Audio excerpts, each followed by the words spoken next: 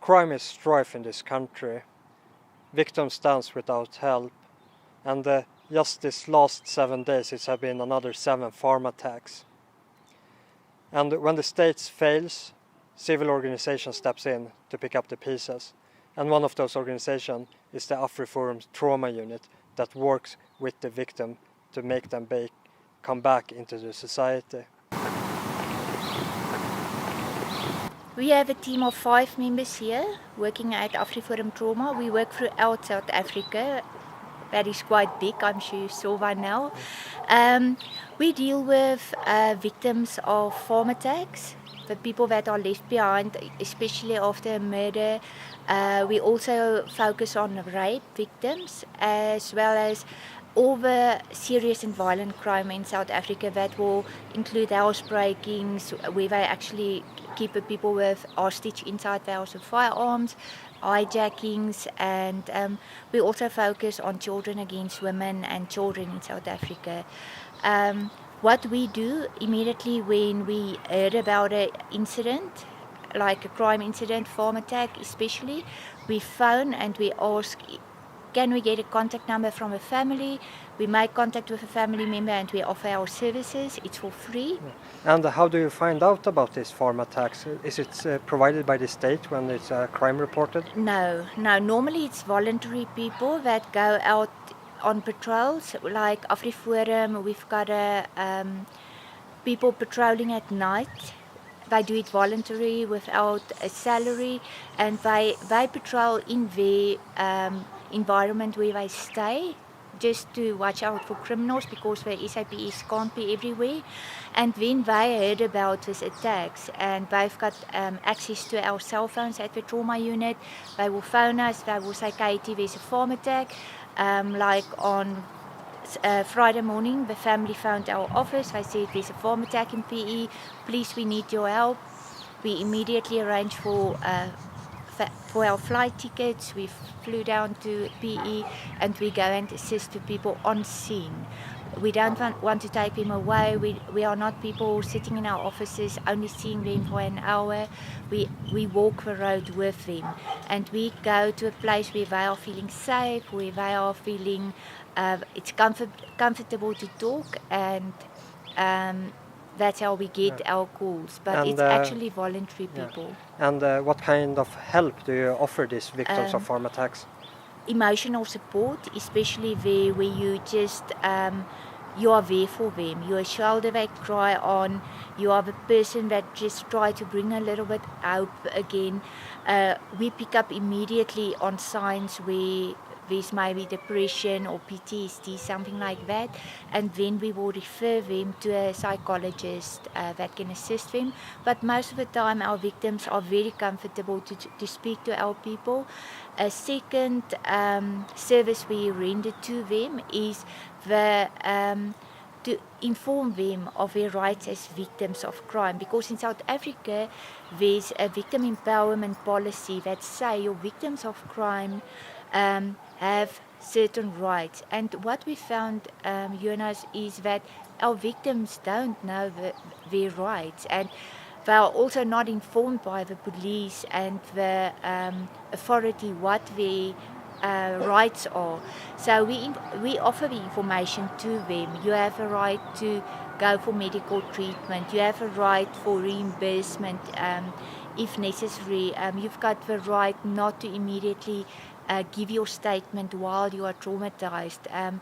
So we inform them, and then we actually come in as a protection to protect them against secondary victimization, where they have to go and sit in a police station, maybe being raped, not being taken to a private secure place where a statement can be taken down. We also make sure that a police investigation is properly done, that that all the victims, all the witness statements have been taken. We also ensure that they get proper medical treatment, and we go to court. Sometimes we also see a lot of secondary victimization where they must face the suspects that just attacked them, and to give them that comfort and emotional support in a courtroom. And in this work that you are doing, Do you feel that the state feels that you're working with them or that you're interfering with their work actually? It depends. Some of the people see that we interfere, but at my unit with my whole team, we always say we build bridges. We don't break down bridges. We work with the SAPS. We don't want to take their work away, but we offer them a hand of support, and we tell them we are here. We've got this that we can offer the victims, because in South Africa, they also need to focus on crime, and they don't always have the time to focus on the needs of a victim. So that's where me and my team come in, and we just offer the victim the support, and I feel we take the burden away from a police officer that can rather focus on the investigation and hunt down the suspects. So we try to work hand in hand with him. Just now we are at your safe place here outside Pretoria, and I see that you have a couple of children here. Yeah. What are your service to the children? What we do is, while we're working with the parents, because the children are also very traumatized, but we need to deal with the adult people first. So we have a house where people can play, where there's a playroom. We've got a dog here, and while you actually empower the parents or the adults how to deal with this very traumatizing event, the children can be in a very safe environment.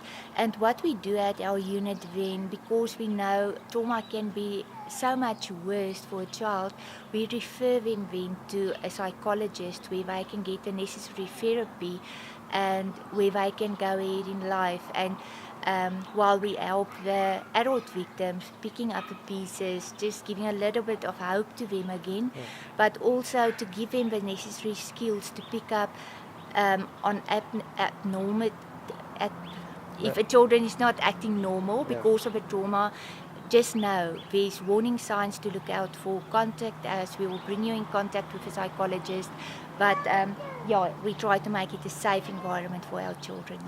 Yeah. And I'm sure you are making a tremendous difference for this victim. And do you feel that you are in your line of work?